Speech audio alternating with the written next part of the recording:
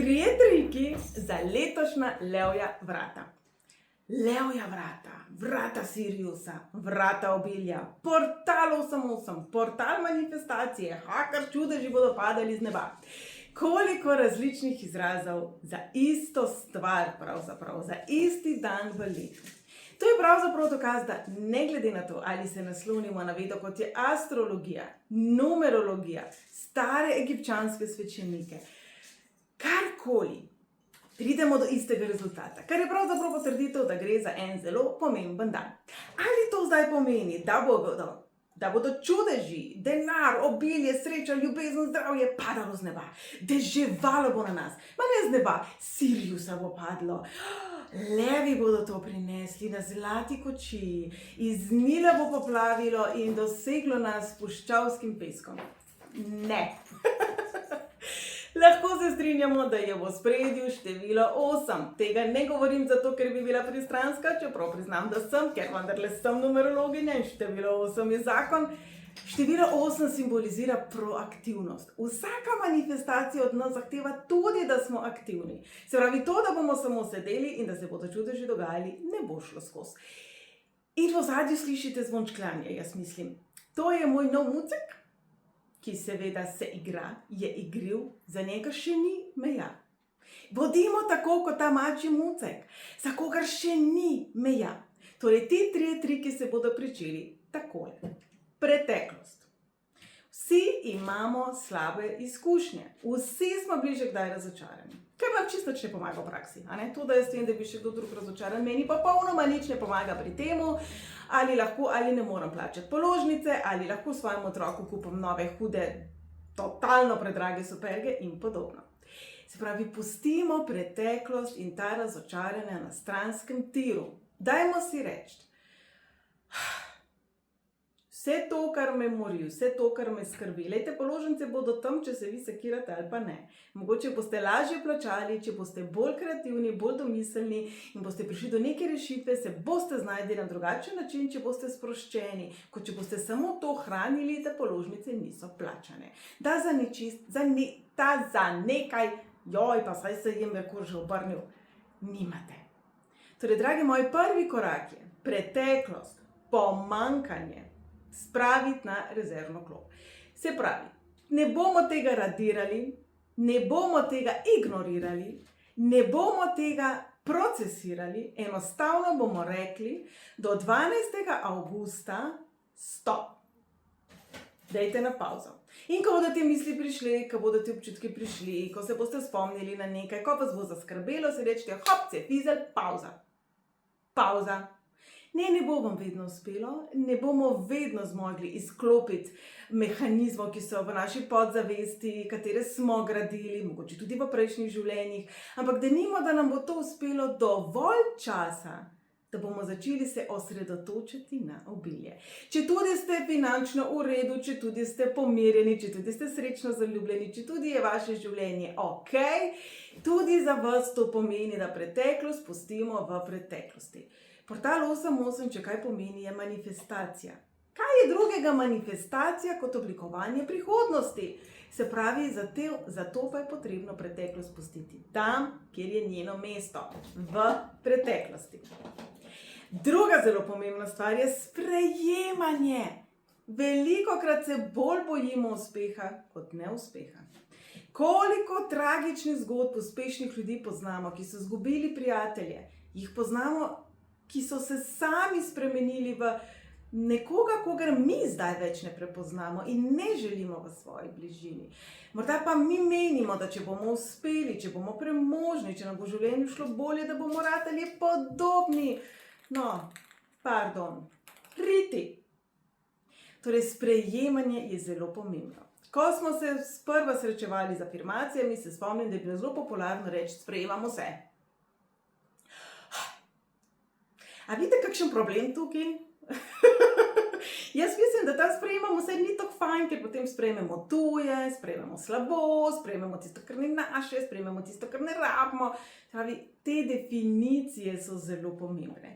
Pomembno je, da smo sposobni sprejeti dobro, da smo sposobni sprejeti sebe in da smo sposobni seveda tudi zavrnitve. to je samo druga plat zgodbe sprejemanja. Kaj sprejemam in kaj ne. Se pravi, kaj je za vas sprejemljivo? Velikokrat smo tu mogoče malo bolj definirani. Za nas ni sprejemljivo, recimo, da je naš partner fizično nasilen do naših otrok. Za nas ni sprejemljivo, da je nekdo, ne vem, morilec. Predvidevam, da nimate nekih romantičnih nagnjenj, kako bi si želeli biti z osebo, ki je morila. Kaj ni sprejemljivo, zato ker za vas ni dobro, je drugi korak. Kar pomeni, da bo potrebna tudi neke vrste čistka. In če je osmica v čemu dobra, je dobra v temu, da tisto, kar ne deluje, tisto, kar ne učinkuje, tisto, kar je mogoče včasih bilo top, pa zdaj ni več, spusti. Se pravi, sprejemanje in spuščanje sta drugi korak. Število 8 simbolizira harmonijo, simbolizira uravnovešenost. Pa ne psihično, ampak uravnovešenost tako zgoraj, tako spodaj, tako duhovno kot materialno. Se pravi, ali smo resnično lahko duhovno zelo napredni, če vmes ne moremo poskrbeti za svoje telo in nimamo za jesti, nimamo primernega doma, nimamo primernega okolja. Ali smo resnično materialno lahko varni in srečni, če nimamo neke malo te komponente globine. Naj bo to duhovna globina, naj bo to ljubezen, naj bo to karkoli. Ali resnično samo denar prinese srečo? Ja, sigurno olajša naše življenje. Ampak ali prinaša srečo? Ali vam lahko v resnici kupi zdravje? Torej, dragi moji, sprejemanje, spuščanje, tak čudovit ples, v katerem lahko pravzaprav uživate do izteka teh vrat, portala, prehoda, prelomnice, kakorkoli bomo to poimenovali. In še tretji korak, deliti. Energija je kot veter, je kot voda. Vodo lahko flaširamo, ampak potem ni več živa. Veter, ali resnično lahko veter ujamemo, zapremo v vrečko? Ali svobodo lahko zajamemo, ujamemo, podjarmimo?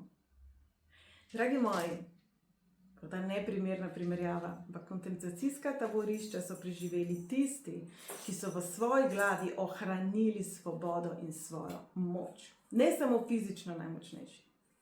Torej, dragi moji, energija je tukaj zato, da se deli, energija ni pri miru, življenje ni pri miru, življenje se vedno spreminja, vedno raste, vedno je dinamično, vedno je v gibanju. In obilje je pravzaprav energija. Obilje je pravzaprav stanje naše zavesti. Se pravi, če tudi recimo gremo v en ekstrem in rečemo, da ste v hudem pomanjkanju in seveda potrebujete ta denar in to obilje zase, da boste poravnali, ne vem, dolgove, plačali položnice, dali nakupček, ker si želite kupiti nekaj posebnega. Ali pa drug ekstrem, ste premožni, mislim, lahko z denarjem počnete, kar hočete, denar pa res ni nobena ovira. Ne glede na to, da delimo, je pomembno. Kajti obilje ne moremo ujeti in zadržati.